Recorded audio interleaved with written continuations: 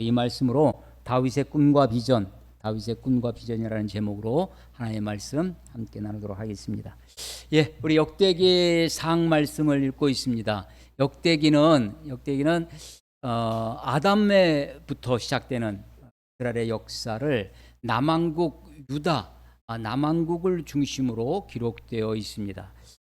이 역사책이 이 일반적인 역사와 좀 다른 것은 굉장히 선택적인 역사입니다. 북왕국 이스라엘과 남왕국 유다가 있는데 남왕국만 기록해 있죠.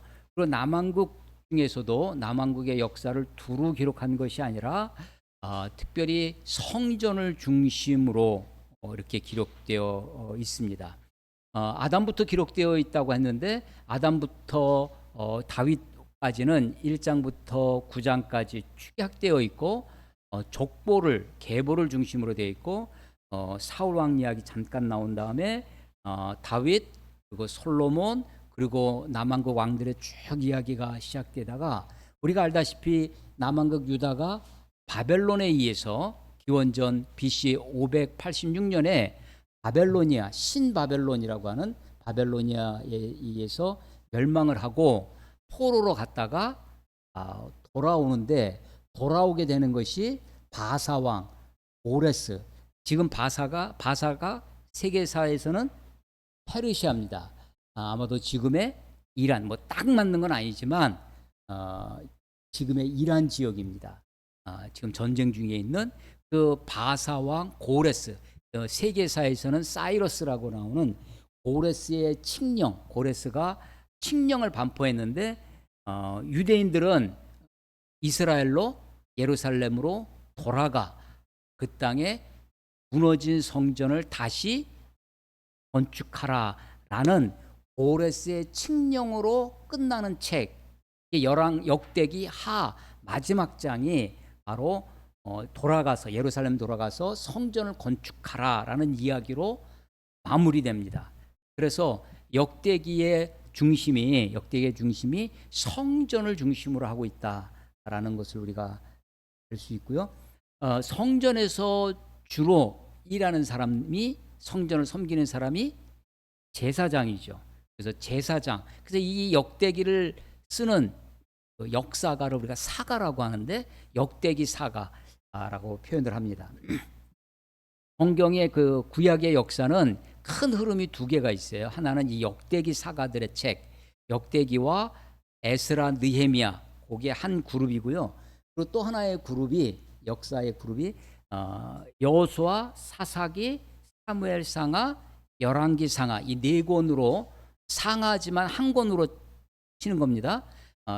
여호수아, 사사기, 사무엘상하, 열왕기상하 이 네 권은 신명기적 역사서라고 하고 이 네 권은 예언자적 관점, 선지자의 관점으로 기록되어 있다.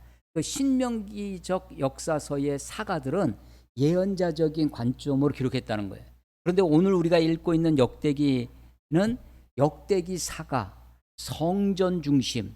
그래서 성전에 있는 제사장적인 관점, 제사장 중심. 그래서 역대기를 읽어보시면 제사장의 계보가 자세히 나오고 제사장이 속해 있는 아론과 그의 자녀가 속해 있는 이스라엘 12지파 중에 어느 지파?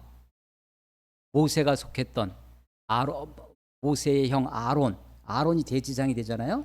그래서 아론 그 레위지파 이야기, 레위인들 이야기가 자세히 나오고 또 성전에서 섬기는 자 중에 성전에서 아주 지금도 오늘날 교회에서도 역할을 많이 하는 게 찬양이잖아요. 그래서 찬양하는 자들 여러 악기, 재금이니 비파니 이런 악기를 가지고 찬양하는 사람들의 이야기, 그리고 성전의 문지기들, 성전을 지키는 사람들의 이야기. 그래서 주로 성전과 관계된 사람들의 이야기가 많이 등장하고 있다라고 하는 것입니다. 그 역대기 중에 역대기 상, 이번에 이제 역대기 상까지 읽고 하는 또 다음 기회에 읽게 되는데 역대기 상은 바로 다윗의 죽는 이야기까지 나옵니다. 그래서 다윗의 이야기 중에 큰 이야기가 두 가지가 있는데, 하나가 지난주에 말씀드린 거예요. 지난주에 법궤를 예루살렘으로 옮겨오는 이야기입니다. 그런데 지난주도 말씀드렸지만 법궤가 있어요. 법궤를 다른 말로 언약궤라고도 하고 증거궤라고도 하고, 궤가 한자로 무슨 궤자라고요? 상자궤자입니다. 상자궤. 그래서 우리가 뭘 생각하라고요? 궤자. 그런 상자예요. 그런데 그 상자 안에 그 궤가, 그래서 여기 우리 하나님의 궤, 하나님의 상자예요. 그런데 조각목으로 만들었습니다. 조각이라는 게 조각조각 난 그 조각이 아니라 나무 이름이에요. 시띠나무라고 하는데 아주 단단한, 우리식으로 하면 아마 내가 나무를 잘 모르지만 박달나무 같은 그런 단단한 나무로 상자를 만들고, 그리고 금으로 둘러싸고, 이 궤를 만드는 것을 언제 하나님이 말씀하셨냐면 출애굽기 25장에서 이스라엘 백성들이 애굽에서 나와서 탈출해서 출애굽해서 홍해를 건너 시내산에 도착했습니다. 시내산에 도착한 이스라엘에게 하나님이 두 가지를 주셨다고 그랬어요.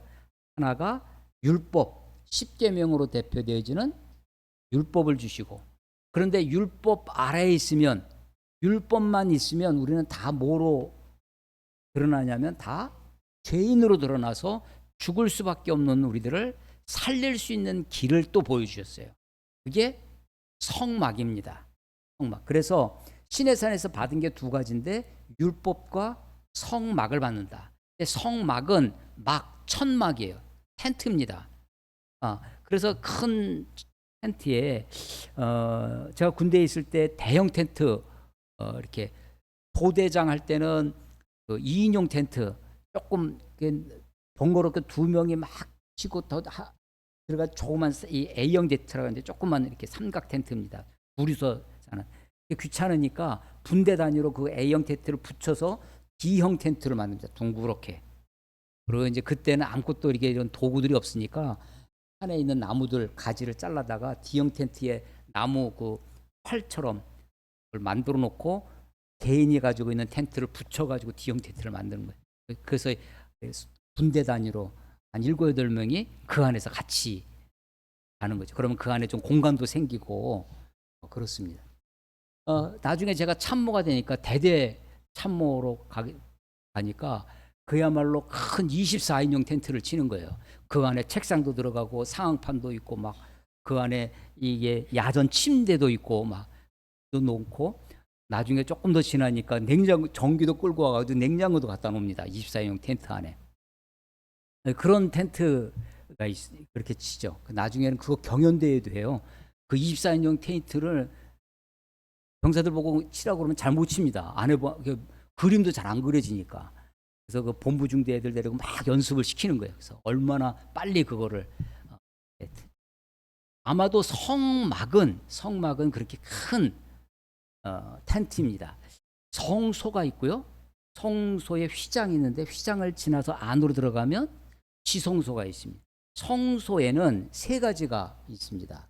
금촛대, 7촛대가 있는 촛대가 있고, 그리고 이 12개의 떡이 놓이는 떡상이 있습니다. 이스라엘 12지파를 상징하는 것인데 생명의 떡 대신 우리 예수 그리스도를 상징하게 됩니다. 세상의 빛이 되신 예수님을 상징하는 촛대가 있고 떡상이 있고, 그리고 앞에는 향단이 있습니다.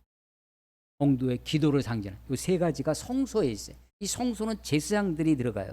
그런데 성소와 지성소를 나르는 휘장이 있는데 휘장 안에 들어가는 것은 대제사장만 들어갑니다. 그 지성소에 들어가면 뭐가 있냐면 하나님의 궤, 법궤가 그 안에 있어요. 상자라고 했습니다. 그 상자 안에 세 가지가 들어갑니다. 십계명 돌판, 만나 항아리, 그리고 아론의 쌍난 지팡이, 이 세 가지가 들어가요.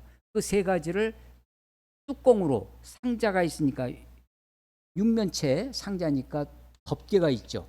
이 덮개로 덮고, 이게 다 뭐와 관계에 있냐면 안에 들어있는 게 다 이스라엘의 죄와 관계에 있습니다. 아니 십계명이 왜 죄와 관계에 있느냐? 십계명을 받으러 올라가는 사이에 40일 동안 시내산에 올라갔거든요. 모세가 이스라엘 백성들이 그 40일을 기다리지 못하고 밑에서 금송아지 만들고 우상을 만들고 거기서 그래서 하나님이 진노가 모세가 내려와서 봤더니 지금 우상 숭배를 하고 있는 거예요. 금송아지. 그래서 그걸 보고 십계명 돌판을 던져서 깨지죠.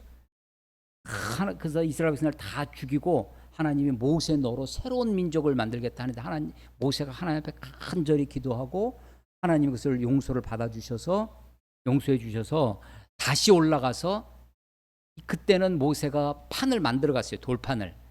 빈 돌판을 만들고 올라가서 거기에 글만 하나님이 써주셨죠. 그러니까 그 십계명 돌판은 글은 하나님이 써주셨지만 그 돌을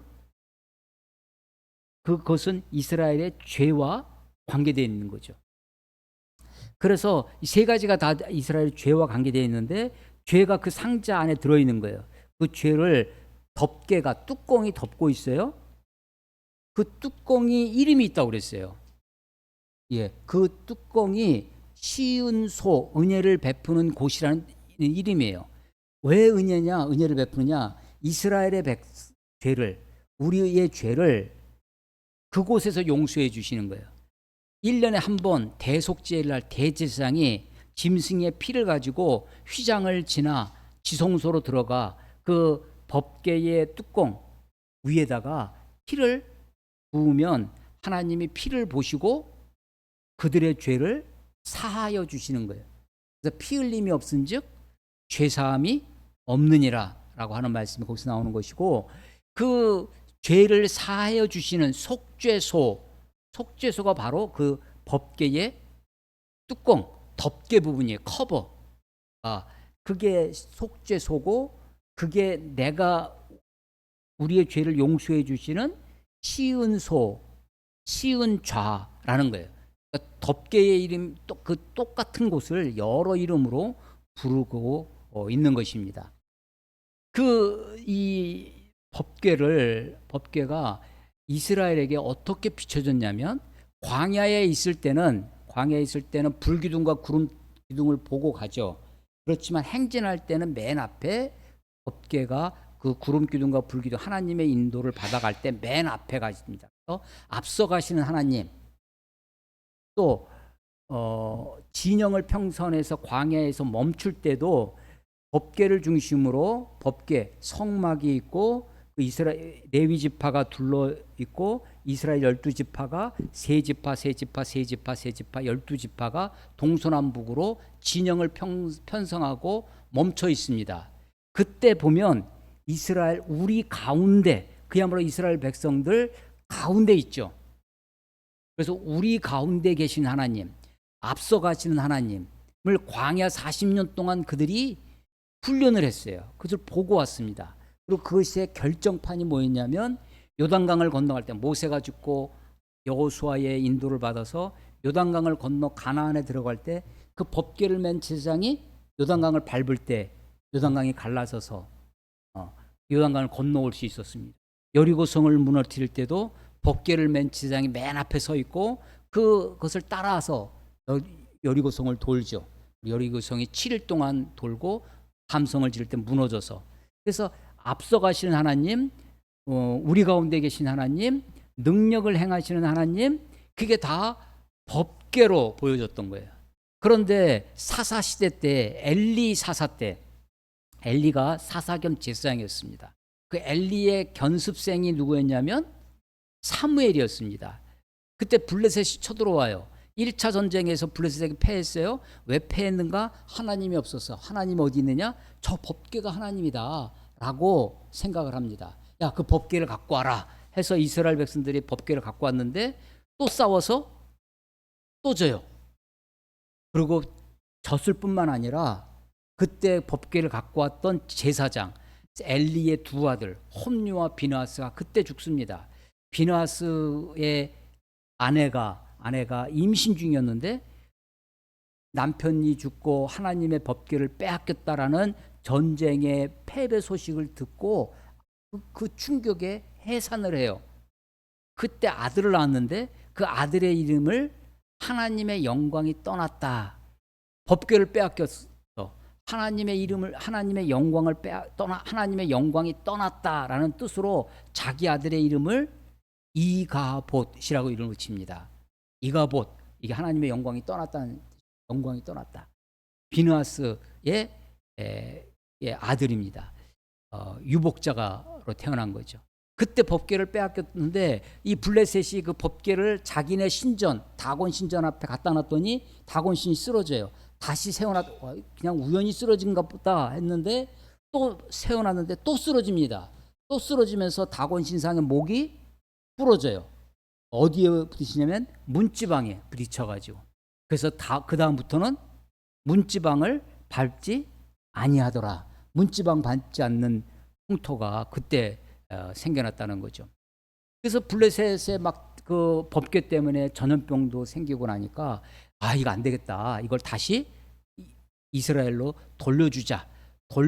어떻게 돌려주냐? 그냥 좋게 돌려줄 수 없으니까, 그러니까 그냥 함부로 돌려줄 수 없으니까 잘 그들을 나름대로 생각을 해낸 게 새 수레, 한 번도 쓰지 않은 새 수레를 만들고, 혹시라도 우연히 그동안 다곤 신상이 쓰러지고 목이 부러지고 전염병이 생겼던 게 법궤 때문이 아니라 우연이 된 거라면 그걸 알아보자고 암소 2마리를, 젖나는 암소, 곧 조금 전에 새끼를 낳은, 송아지를 낳은 젖나는 암소 2마리로 그 수레를 끌게 했는데, 그냥 우연이었다면 이 암소들이 송아지 자기 새끼한테로 갔겠죠. 또 한 번도 멍에를 매보지 않은 소기 때문에 아마 아프다고 그 멍에를 막 발버둥 쳤을 텐데 너무나 순종적으로 겸손하게 그 베세메스 유대 땅으로 그게 그대로 오는 거예요. 베세메스 사람들이 그거를 보고 너무나 기뻐서 막 때를 하고 막 기뻐서 하나님께 감사 찬양하고 번제도 드려요. 그 수레, 법궤를 싣고 온 수레를 쪼개서 불로 태우고 그 끌고 온 암소를 번제로 하나님께 제사도 드립니다. 그러니까 번제는 드리긴 드렸는데 자기 건 하나도 안 들어갔어요. 베스메스 사람들이 거기다가 도대체 저 법궤가 안에 뭐가 들어있나 궁금했습니다. 그래서 뚜껑을 열어보는 순간 그들의 죄가 그들을 고발해서 하나님이 그들에게, 베스메스 사람들이 많이 죽습니다. 깜짝 놀라죠. 그 법궤가 어디로 갔냐면 기럇 여아림이라는 곳으로 가서 아비나답의 집에 그 법궤가 들어갔어요. 거기서 몇 년을 있었냐면 아비나답의 집에서 20년을 있습니다. 그 20년이 됐을 때 그 사이에 다윗이 유다의 왕이 된 거예요. 그리고 유다의 왕이 되고 온 이스라엘의, 통일 이스라엘의 왕이 된 다음에 한 일이 뭐냐? 예루살렘을 정복하는 것입니다. 예루살렘을 정복하고 거기에 다윗성을 지었어요. 다윗성을 짓고, 그리고 그 법궤를 기앗 여람, 약 예루살렘에서 서북쪽으로 약 10km 정도 떨어진 곳인데 그곳에 있는 법궤를 예루살렘으로 옮겨옵니다. 근데 이 옮겨오는 거를 그냥 얌전하게 가가지고 이렇게 갖고 온 것이 아니라 국민적인, 국가적인 행사로 한 거예요. 온 나라의 사람들을 다 불러 모아서 퍼레이드를 하는 겁니다. 물론 다윗이 이스라엘 장로들에 의해서 추대됐어요. 이스라엘 왕으로. 또 장로들에 의해서 기름 부음을 받았습니다. 이스라엘 왕이 됐어요. 국민적 지지는 받았습니다. 그런데 하나님으로부터 신적인 권위가, 하나님이 나와 함께 하신다라고 하는 그런 것을 드러내고 싶기도 하고, 또 다윗의 마음속에 하나님을 향한 열심이 있었습니다. 그래서 법궤를 기럇 여아림의 아비나답의 집에 있는 것을 옮겨옵니다. 옮겨오는데 원래는 처음에 출발할 때는 법궤를 메고 오려고 했어요. 그런데 정작 올 때는 어떻게 왔냐면 수레에 싣고 옵니다. 수레에 싣고 오다가 나곤의 타작마당에 이르러서 소가 뛰놉니다. 그러니까 이 법궤가 흔들리고 하는 거를 웃사가 그걸 붙잡아요. 우사가 죽습니다. 우사가 누구냐면 그 아비나답의 아들이에요. 맏아들입니다. 하나님이 우리 지난주에 말씀 나눌 때 그때 하나님이 진노하사 아비나답 그 우사의 몸을 찢으셨다라고까지 표현이 돼 있을 정도로 그렇습니다. 아비나답의 집에서 20년 동안 섬겼다는 거예요. 그 법궤를. 그런데 그 20년 동안 섬긴 결론이 뭐예요? 우사의 죽음이었습니다. 깜짝 놀라가지고 그 법궤가 어디로 가냐면 여부스 사람 오벳 에돔의 집으로 갑니다. 근데 거기서는 석 달을 있었어요. 근데 석 달을 있는데 하나님이 그 오벳 에돔의 집에 복을 주셨습니다. 그래서 20년 동안 있으면서도 아마도 그 법궤를 정말 진심으로 섬겼을까? 법궤를 정말 하나님처럼, 물론 법궤가 하나님 그 자체는 아닙니다. 하나님의 이름이 있는 거예요. 그래서 우리가 상징과 실제, 심볼, 상징과 실제, 리얼리티를 잘 구별을 해야 되는데 법궤는 물론 사람이 만든 거예요. 부사렐이, 오홀리압이. 모세가 받은 설계도, 하나님의 계시를 대로 사람이 만들었어요. 물건일 뿐입니다.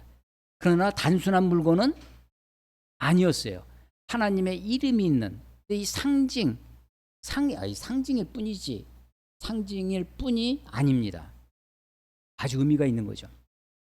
그래서 그런데 포기하지 않고 우사가 죽었음에도 불구하고 다윗이 포기하지 않고 다시 도전합니다. 그 이제 지난주 설교는 13장이었는데 15장에 가면 다시 그 오벳 에돔의 집에서 예루살렘 다윗 성으로 법궤를 운반해 올 때 이번에는 메고 사무엘상에 보면 좀 더 자세히 나오는데 제사장이 6발걸음을 뛰는 동안 아무 일이 없었어요.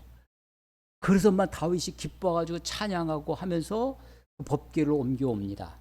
그것을 하면서 너무나 우리가 그 다음부터는 잘 알죠. 다윗이 너무나 기뻐서 춤을 추는 사이에 우리처럼 이렇게 옷이 단정한 옷이 아니라 옛날에는 이 두르는 옷이라 그 옷이 막 벗겨져 가지고 부끄러운 모습이 다 보이는데 사울의 딸 미갈이 다윗의 아내였어요. 자기 남편이 그렇게 부끄러움을 드러내면서 춤을 추는 보고 조롱합니다. 그것을 조롱은요 속으로 이렇게 비웃는 게 아니라 겉으로 드러냈다는 거예요. 그래서 다시는 그 여자가 아이를 낳지 못하는 그런 여인이 되었다라고 되어 있죠. 자, 법궤를 왔어요. 법궤가 지금 어디 와 있냐면 예루살렘 다윗 성까지 와 있는 거예요. 그런데 모세의 성막은 이 법궤가 어디 있었냐면 성막 안에 있었습니다. 지성소 안에 있었어요. 그 성막 안에 아까 말씀드린 성소에 금촛대, 떡상, 분향단, 지성소에 법궤가 있었지만 성막 밖에는 성막문 앞에는 물두멍이 있고요. 그 앞에는 번제단이 있어요. 성막 앞에서 하나님 앞에 번제를 드려요. 첫째 달의 첫날도 드리고 초하루 날에도 드리고 안식일마다 또 매일매일 드리는 번제가 있었어요. 그런데 이 성막은 어디 있었냐면 성막은 기브온에 있었습니다. 기브온에 있었어요. 기브온. 성막은 어디 있어요? 기브온에. 그 성막과 번제단은 기브온에 있고 그 성막, 성소의 가장 깊은 곳에 있었던 가장 중요한 핵심이라고 할 수 있는 법궤는 지금 다윗성에 와 있는 거예요. 지금 이원화가 되어 있습니다. 그래서요 사무엘 하를 읽어보시면 다윗 시대에 제사장이 대제사장이 2명이 나와요. 그래서 이게 법궤를 지금 법궤에도 법궤를 지키는 대제사장이 있는 거예요. 성막을 지키는 대제사장이 있는 거예요. 마치 우리 세계사 시간에 서로마가 콘스탄틴 대제가 기독교를 공인한 다음에 로마에서 수도를 저 지금의 이스탄불 터키 끝에로 옮겨옵니다. 비잔틴 시대를 여는데 그 동로마예요. 처음에는 콘스탄티노플이라고 불렀죠. 콘스탄틴 옮겨서 그 콘스탄티노플이 비잔틴이 되고 그게 이스탄불이 되어 있는 그 이스탄불. 그래서 동로마 시대 여기도 동로마에도 교황이 있는 거예요. 황제가 왔으니까 황제가 있는 곳에 대장 교황이 있는 거죠. 근데 안 따라간 교황이 있어요. 서로마 로마에 그대로 있는 그게 이제 지금의 캐톨릭 천주교 교황이 그대로 있는 것인데 교황이 둘이 되는 거예요. 서로마 로마의 교황과 동로마의 교황과 그 나중에 이게 정교회를 이루게 되는 것처럼 지금 다윗 시대 일시적으로 이원화가 됩니다. 성막과 번제단을 지키는 것 그게 어디 있었다고요? 기브온에 솔로몬이 기브온 산당에서 1000번제를 드렸다. 그 기브온입니다. 그런데 법궤는 지금 어디 와 있어요? 다윗성 예루살렘에 와 있습니다. 그래서 다윗의 두 번째 사업이 뭐였냐면 다윗의 꿈이 뭐냐? 그 기브온에 있는 성막을 다윗성으로 옮겨오는 거예요. 성막이 올 때 성막의 가장 중요한 것이 그 앞에 있는 번제단이에요.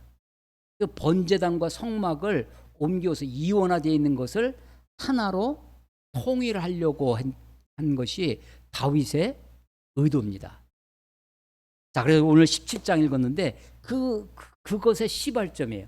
17장 1절에 보면 다윗이 궁전에 거주할 때 다윗이 선지자 나단에게 이르되 나는 백향목 궁에 자기는 백향목 궁에 다윗궁에 있는 거예요. 다윗성에. 그런데 여호와의 언약궤는 휘장 텐트 속에 있다라는 거예요. 근데 이 텐트는 기브온에 있던 성막 그것이 아니에요. 자기가 다윗이 법궤를 옮겨오려고 법궤를 그냥 야전에 들판에 놓을 수가 없으니까 텐트를 만들어요. 그래서 그걸 우리는 다윗의 장막이라고 하는 거예요. 다윗의 장막이라는 뭐 그런 CCM 이런 쪽이 많이 있잖아요. 그러니까 지금 성막과 모세의 성막과 다윗의 장막이 다른 겁니다. 다윗의 장막은 법궤를 이 휘장 아래 있도다라고 하는 이 휘장 텐트는 성막 모세가 만들었던 그 성막이 아닙니다. 16장 가보세요. 16장 우리 17장인데 16장 37절 다윗이 아삽과 그의 형제를 여호와의 언약궤 앞에 있게 하며 언약궤는 다윗성에 와 있어요. 언약궤 앞에 있게 하며 항상 그 궤 앞에서 섬기게. 그래서 아삽과 그의 형제들이 그 궤를 섬기는 거예요. 하되 날마다 그 일대로 하게 하며 오벳에돔과 그의 형제 68명과 여두둔의 아들 오벳에돔과 호사를 문지기로 삼았고 39절 제사장 사독과 그의 형제 지장들에게 기브온 산당에서 여호와의 성막 앞에 모시게 하여 항상 아침 저녁으로 번제단 위에 여호와께 번제를 드리되. 이해되세요? 예, 기브온 산당에 성막과 번제단이 있어서 사독 제사장을 중심으로 그 기브온 산당을 지키고 섬기고 번제하게끔 하는 거예요. 근데 지금 예루살렘 다윗성에 법궤가 와 있어서 법궤는 아삽을 중심으로 아삽은 주로 찬양하는 사람들입니다. 문을 지키는 오벳에돔 이런 사람들 중심으로 법궤를 지키고 거기서 또 날마다 하게끔 했어요. 그런데 번제를 함부로 드릴 수가 없어요. 다윗이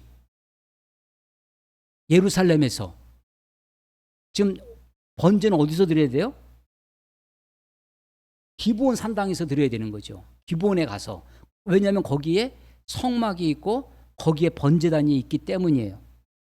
지금 이 상황을 이해하신. 자, 그런데 1절에 다윗의 17장 1절에 다윗이 나단 선지자에게 나는 백향목 궁에 거주하거늘 여호와의 언약궤는 휘장 아래에 있도다.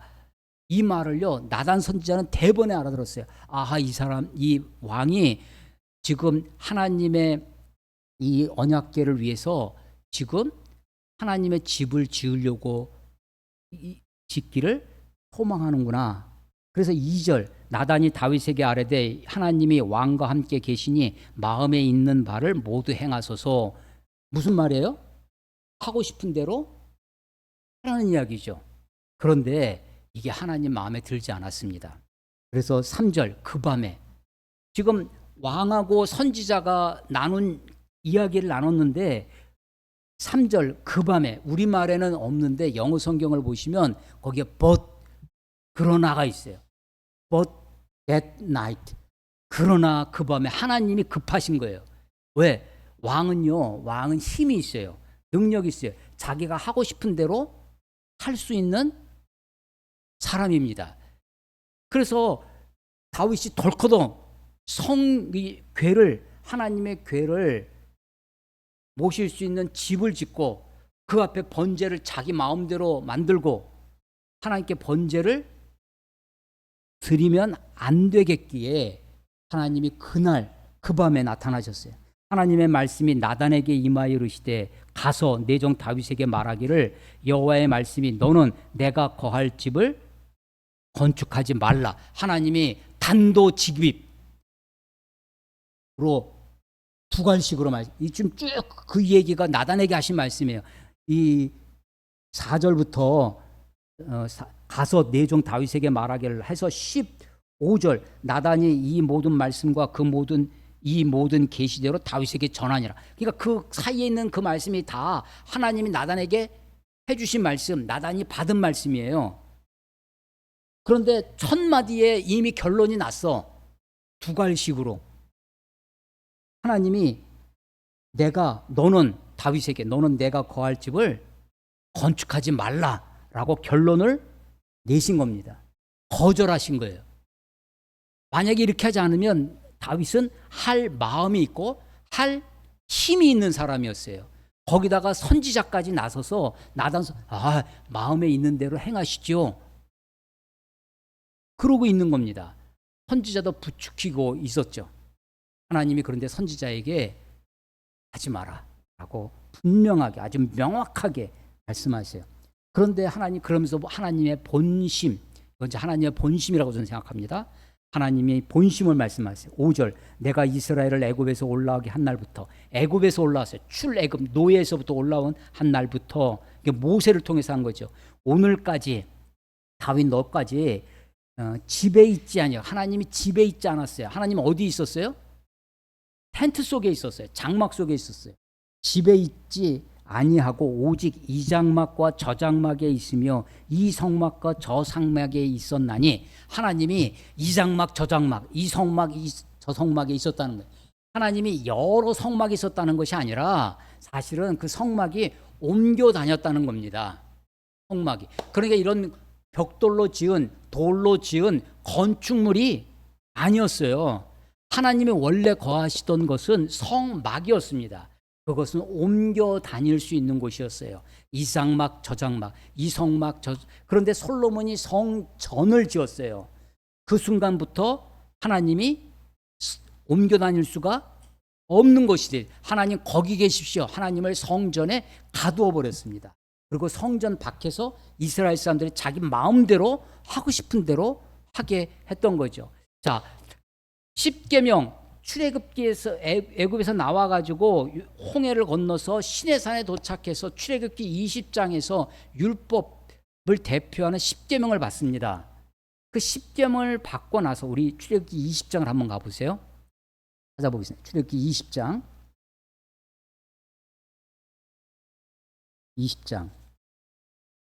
20장은 십계명을 쭉 말씀하시는데 20장 십계명을 다 말씀하신 다음에 22절 20장은 십계명이에요. 22절 여호와께서 모세에게 이르시되 너는 이스라엘 자손에게 이같이 이르라 내가 하늘로부터 너희에게 말하는 것을 너희 스스로 보았으니 너희는 나를 비겨서 은이나 금이나 나를 위하여 신상을 만들지 말고 내게 토단을 쌓고 그 위에 내 양과 소로 내 번제와 화목제를 드리라. 이걸 원시제단이라고 합니다. 원시제단. 아주 원형적인 제단이에요. 토단을 쌓으라는 겁니다. 토단. 흙으로 단을 쌓으라는 거예요. 그리고 내가 내 이름을 기념하는 모든 곳에서 내게 임하여 복을 주라. 내 이름을 기념하는 곳. 마치 마태복음 18장 20절에 두세 사람이 내 이름으로 모인 곳에 나도 그들 중에 함께 하겠다라고 예수님이 말씀하시는 것처럼 예수님이 하나님의 이름을 기념하는 곳 토단을 쌓고 거기서 번제를 드리라는 거예요. 그 다음에 25절. 내가 내게 돌로 제단을 쌓거든. 토단이 아니라 돌로도 쌓을 수 있었어요. 제단을. 그런데 돌단이죠. 그런데 다듬은 돌로 쌓지 말라는 거예요. 정으로 그것을 쪼면, 돌을 다듬기 위해서. 왜 다듬을까요? 예뻐 보이려고도 할 수도 있습니다. 또 높게 쌓으려고. 그러니까 자연성 막 울퉁불퉁한 돌로 단을 쌓으면, 물론 돌단도 막 우리 등산 같으면 사람들이 막 돌로 쌓는 거 있어요. 꽤 많이 쌓습니다. 그렇지만 높이 쌓을 수가 없어요. 흐트러져서. 그런데 높이 쌓으려면 돌을 다듬어야 돼요.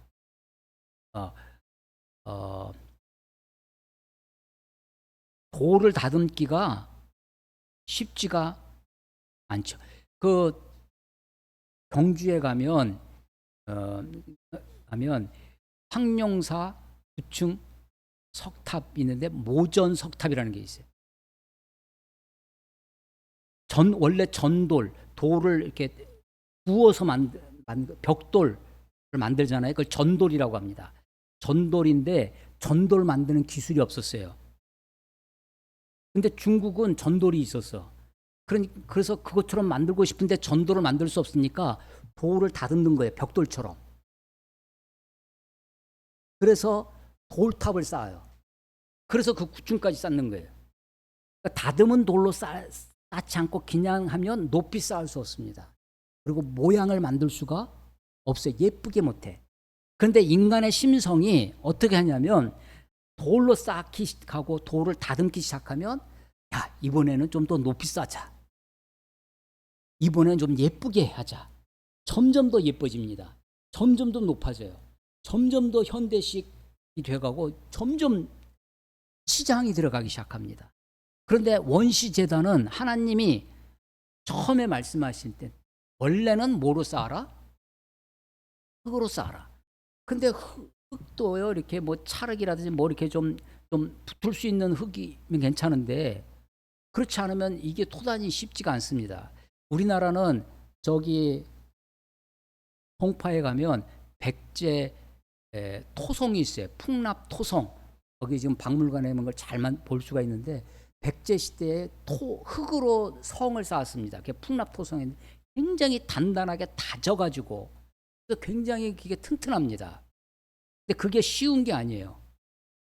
그 토단을 쌓고 거기서 토단이 안 되면 돌로 쌓아라. 근데 돌은 되지만 다듬지 마라. 라는 거예요. 정을 쪼지 마라. 라는 거예요. 26절. 너는 층계로 제단을 오르지 말라. 층계로 오를 정도로 높이 쌓으면 안 된다는 거예요. 층계로 오르면 내 하체가 그 위에서 드러날까. 여러분, 계단 밑에서 여자들 치마 입으면 밑에서 하체가 보이잖아요. 옛날은 제사장들도 다, 남자들도 치마처럼 입었기 때문에 계단을 만들지 말라는, 그 얘기는 높이 앉지 말라. 이게 원시 제단입니다. 그런데 성막을 만들었어요. 모세의 성막, 솔로몬의 성전은 어떻게 됐을까요? 이것과 하늘과 땅 차이로 솔로몬의 성전은 너무나 화려하게, 너무나 멋지게. 그래서 솔로몬의 성전을 여러분 자세히 들여다보시면 그 양식이 성막을 옮겨온 것 같은데 거기에 그리스 양식이 들어옵니다.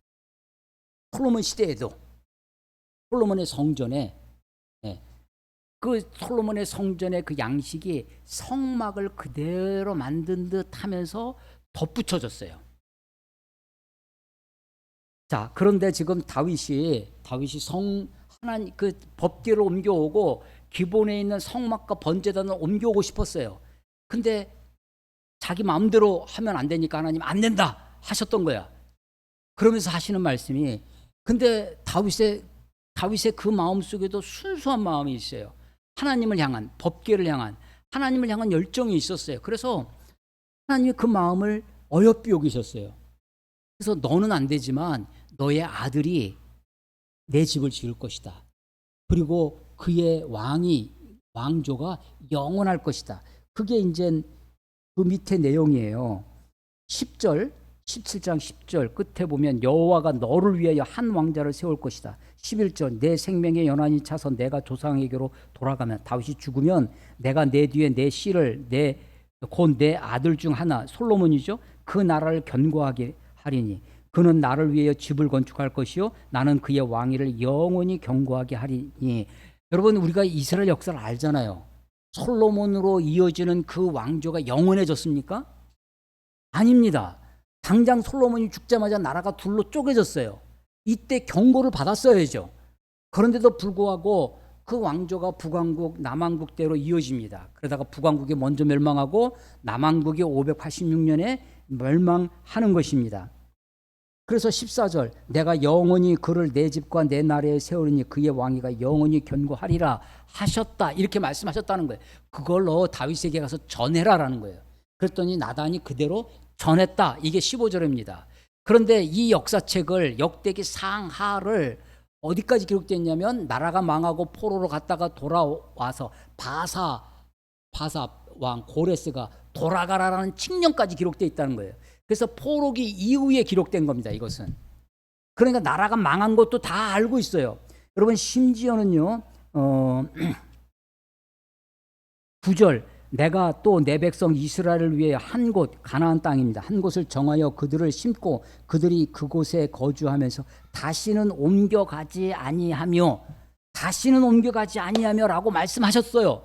근데 역사는 어떻게 됐어요? 바벨론으로 포로로 갔어요. 이걸 다 아는 사람이 뒤에 후대의 역사가가, 역대기 사가가 이것을 기록하고 있는 거예요. 자, 그래서 그런데도 다윗이 16절 이하에 보면 너무나 하나님이 비록 자기는 아니어도 자기 뒤에 솔로몬을 통해서 성전을 건축하게 하겠다는 말씀에 너무나 감사했습니다.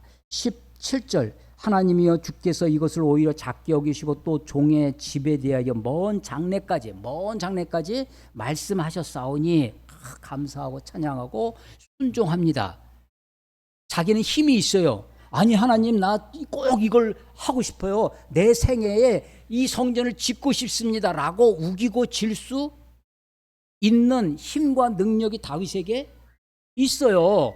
그런데 다윗은 그렇게 하지 않습니다. 순종합니다. 다만 자기가 할 수 있는 최선을 다해서 성전을 지을 것을 준비해요. 물건만, 재료만 준비한 것이 아니라 그 성전이 완료된 다음에, 건축된 다음에 건물만 지어놓으면 뭐예요? 그것을 지킬 제사장들, 레위인들, 찬양하는 사람들, 문지기들, 이런 사람들까지 다 준비해 놓는 것이 이 역대기 상 이야기예요. 그런데 사무엘상과 이게 지금 역사권이 두 개가 있다고 그랬잖아요. 사무엘상은 다윗의 아주 중요한, 다윗의 생에 치명적인 범죄가 있었어요. 그게 밧세바를 범한 사건이 있죠. 그것 말고 그것보다 버금갈, 아니 어쩌면 더 큰 징계를 받았던 다윗의 범죄가 있습니다. 혹시 아시나요? 다윗의 인구개수입니다. 백성들의 숫자를 헤아린 거예요. 그게 왜 죄냐? 다윗이 왕이 되고 막 나라를 전쟁에서 승리하는 것이 그게 자기 힘이라고 생각하는 거예요. 하나님의 도우심으로 여기까지 왔는데 내 힘, 내 능력이 사람들 숫자, 국민들의 이 쪽수에 있다라고 생각을 한 거예요. 자기 힘. 그래서 백성들의 숫자를 헤아립니다. 이게 인구 계수인데 이게 하나님 앞에 크게 범죄함이라고. 그래서 하나님이 징계를 내려요. 세 가지 징계를. 삼지선택형이야. 이 세 개 중에 너 하나 골라서 벌 받아라 하는 겁니다. 그래서 3년 동안 기근에 있든지, 적이 쳐들어와서 석 달 동안 막 도망 다니고 나라가 쑥대밭이 되게 하든지, 아니면 전염병. 근데 하나님의 칼, 하나님으로부터 직접 전염병. 다윗이 뭘 선택하냐면 사람에게 당하지 않고 하나님께 당하겠습니다. 긍휼이 많으신 하나님의 손에 당하겠습니다. 전염병을 택해요. 그 이야기가 사무엘에서는 사무엘하 맨 마지막에 마치 다윗 이야기의 부록처럼 끝에 나와 있어요. 24장에 끝에. 그런데 이 역대기는 이 역대기의 상의 중간에 나옵니다. 21장 가보세요. 21장. 사탄이 일어나 이스라엘을 대적하고 다윗을 충동하여 이스라엘을 계수하게 하니라. 이스라엘을 계수한 죄예요.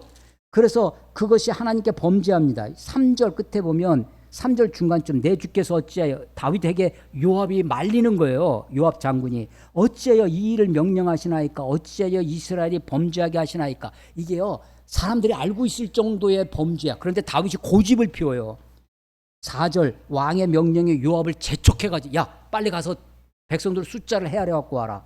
하나님이 화가 났습니다. 하나님이 진노하사. 7절 하나님이 이를 악하게 여기사 이스라엘 치심해. 12절 10절 중간에 보면 세 가지를 내어놓으니 12절 혹 3년 기근이 있든지 혹 내가 석 달 적군에게 패하여 적군에게 쫓길 일이든지 혹 여호와의 칼 곧 전염병이 사흘 동안. 이 세 가지 중에 뭘 골랐다고요? 전염병을 골랐어요. 그랬더니 이 전염병을 퍼치게 하는 천사가 있습니다. 천사가 나타나서 15절 하나님이 예루살렘을 멸하러 천사를 보내셨더니 천사가 멸하러 할 때 여호와께서 보시고 이 재앙을 내리심을 유의치사 멸하는 천사에게 이르되 족하다 이제는 내 손을 거두라 하시니 그때 여호와의 천사가 자 보세요. 여부수 사람 오르난의 타작마당 곁에 선지라. 어디 섰어요? 여부수 사람 오르난의 타작마당에 섰습니다. 여부수가 어디라고요? 여부수가 차지하고 있던 성읍이 있었어요. 난공불락의 성읍. 다윗이 하수구로 수구로 특공대를 집어넣어서 여부수 성을 정복하고 자기가 거길 차지합니다. 자기 성을 만들. 거기가 어디예요? 다윗성. 거기가 어디예요? 예루살렘이에요. 이 오르난의 타작마당 옆에 타작마당이 큰 바위입니다. 그게 오르난의 타작마당이 어디냐면 창세기 22장에 나오는 이 아브라함이 자기 아들 이삭을 죽이려 했던 번제로 드리려고 했던 모리아 산이 바로 산이라고 되어 있는데 그게 바위 언덕이에요. 그게 어디예요? 지금 여부수 사람들은 그 바위 큰 바위를 뭐로 썼어요? 타작마당으로 썼어요. 오르난이라고 하는 사람이 오르난의 타작마당. 이게 뭐라고요? 아브라함이 이삭을 바치던 곳. 지금 이곳은 오르난의 타작마당. 자, 지금 다윗의 범죄를 징계하는 천사가 지금 어디 와 있어요? 오르난의 타작마당에 옆에 있는 거예요. 다윗이 그걸 보고요. 이스라엘 백성들이 7만 명이 죽었어요. 전염병으로. 14절 이스라엘 백성 중에서 죽은 자가 7만 명이라. 그래서 다윗이 하나님 앞에 막 회개합니다. 16절 끝에 보면 다윗이 장로들과 더불어 굵은 배를 입고 얼굴을 땅에 대고 엎드려 17절 하나님께 아뢰되 명령하여 백성을 계수하게 한 자가 내가 아니니까 범죄하고 악을 행한 자는 곧 나이니이다. 이 양떼 이 백성들은 무엇을 행하였나이까? 청하건대 나의 하나님 여호와여 주의 손으로 나와 내 아버지의 집을 치시고 주의 백성에게 재앙을 내리지 마옵소서라고 간절히 기도했더니 하나님이 그것을 받아줬어요. 용서해 주셨어요. 자, 그리고 하나님이 18절 여호와의 천사가 가세게 명령하여 다윗에게 이르기를 다윗은 올라가서 여부수 사람 오르난의 타작마당에서 여호와를 위하여 뭘 쌓아라? 제단을 쌓아라. 그곳에 지금 아브라함이 이삭을 바쳤던 곳입니다. 거기에서 다윗에게 제단을 쌓으래요. 제단은 번제는 어디서 한다고 생각했냐면 지금 기본에 있는 성막 앞에 있는 번제단에서 했어야 돼요. 그래서 두려워서 못하고 있었어요. 법궤가 지금 다윗성에 와 있었지만 근데 다윗이 하나님 앞에 제단을 쌓을 수 있도록 하나님이 명령하신 거예요. 그래서 제단을 쌓습니다. 번제단이 아니지만 성막과 번제단은 기브온 산당에 있지만 예루살렘 오르난의 타작마당 아브라함이 번제를 바쳤던 바로 그곳에서 다윗이 자기 죄를 자복하고 회개하고 내 죄입니다. 난인이다 라고 고백하면서 하나님 그걸 받아주시면서 그래 네가 정말 네 죄를 회개하는 번제를 드려라. 그래서 제단을 쌓아요. 번제를 드립니다. 26절 다윗이 21장 26절이에요. 다윗이 거기서 그 오르난의 타작마당에서 여호와를 위해 제단을 쌓고 번제와 화목제를 드려 여호와께 아뢰었더니 여호와께서 하늘로부터 번제단 위에 불을 내려 응답하세요. 자, 다윗이 지금 오늘의 타작마당에서 번제를 드렸는데 하나님이 불을 내려서 응답하세요. 이것만큼 하나님이 나의 제사를, 내 번제를 받아주셨구나, 나를 용서하셨구나 라고 하는 확실한 증거가 없죠. 확신을 하게 되는 거예요, 다윗이.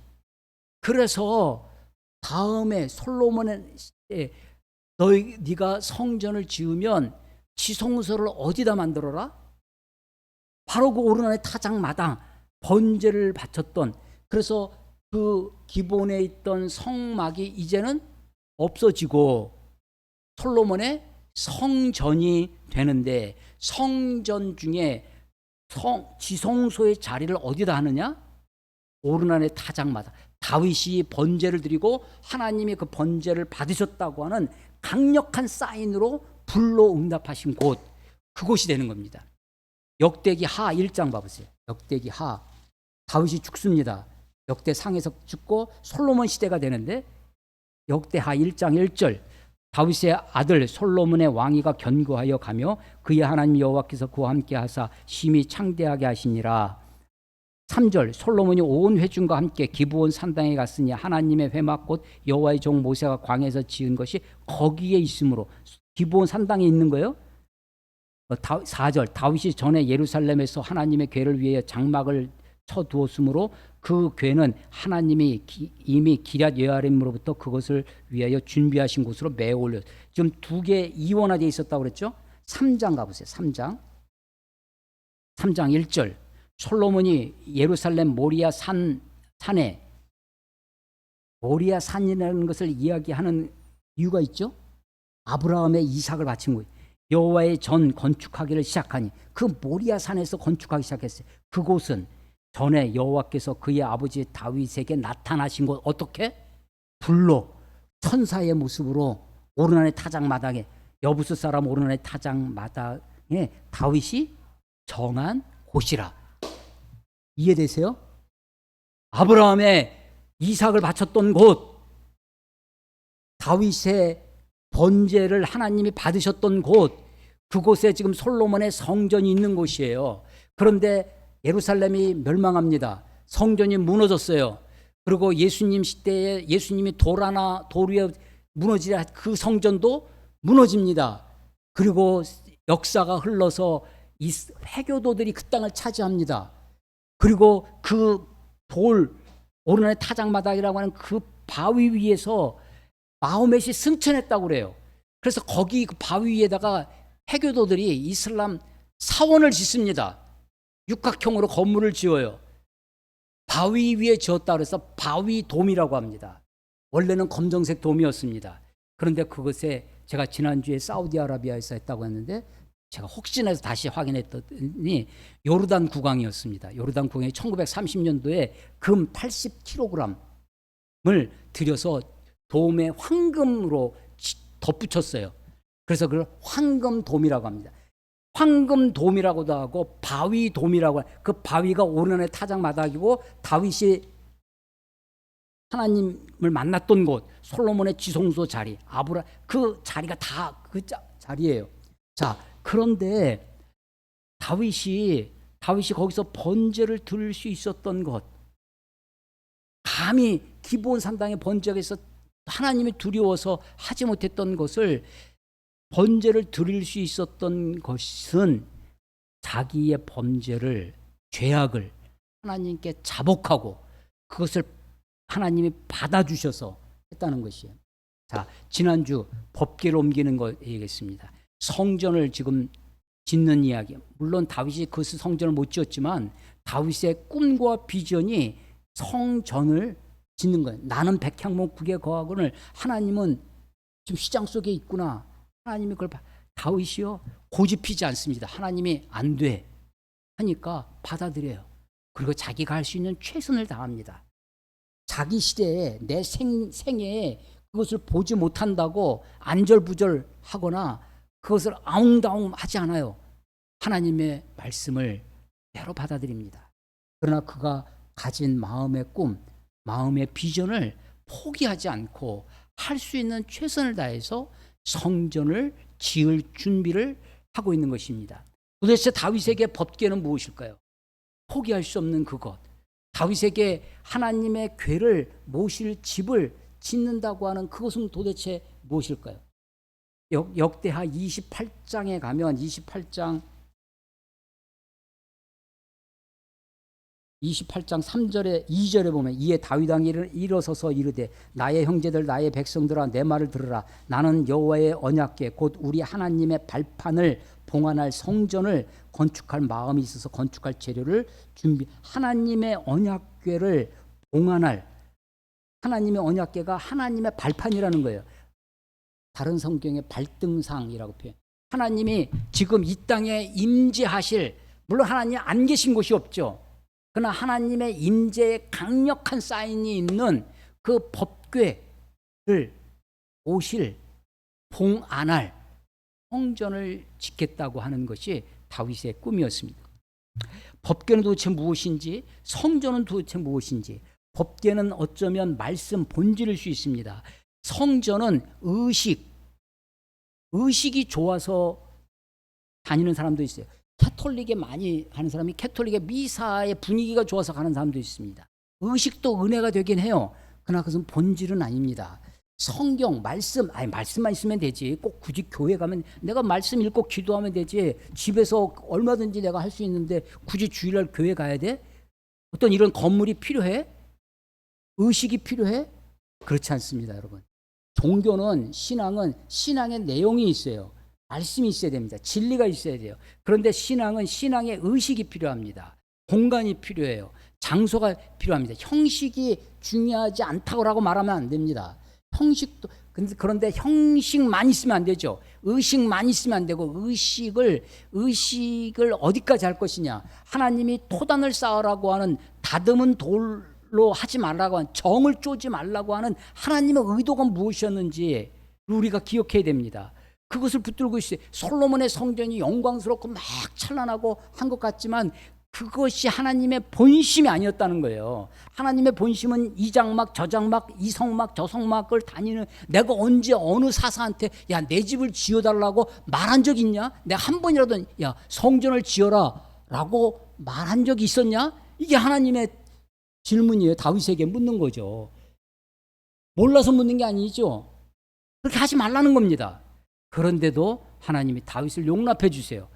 집을 짓게 하십니다. 솔로몬의 성전을 용납해 주고 받아주세요. 다윗의 꿈, 다윗의 비전이 무엇인지, 우리가 어떤 자세로 신앙생활, 어떤 태도로 하나님의 말씀을 대하고 어떤 태도로 어떤 자세로 신앙 생활을 해야 할지를 말씀을 통해서 깨닫는 저와 여러분이 되시기를 주의 이름으로 축원합니다. 기도하겠습니다. 하나님 아버지 은혜를 감사합니다. 이스라엘의 긴 역사 가운데 하나님의 말씀하시는 것들을 우리가 더듬어 한 부분 한 부분 마치 퍼즐을 맞추듯 말씀을 읽고 말씀을 꿰며 신령한 것을 신령한 것으로 풀고자 말씀을 붙들고 씨름하는 가운데 주의 은혜가 우리 가운데 있게 하시고 주의 깨달음이 주의 성령을 통하여 우리에게 임할 수 있도록 하나님 인도하여 주시옵소서. 다윗이 결코 포기할 수 없었던 법궤와 그 법궤를 봉안할 하나님의 집을 짓고자 하는 그 소망을 내 손으로가 아니라 고집으로가 아니라 믿음으로 순종하며 최선을 다하는 내 삶의 모습을 우리가 배울 수 있도록 축복하여 주시옵소서. 주님을 의지합니다. 예수님의 이름으로 감사하며 기도드렸사옵나이다. 아멘.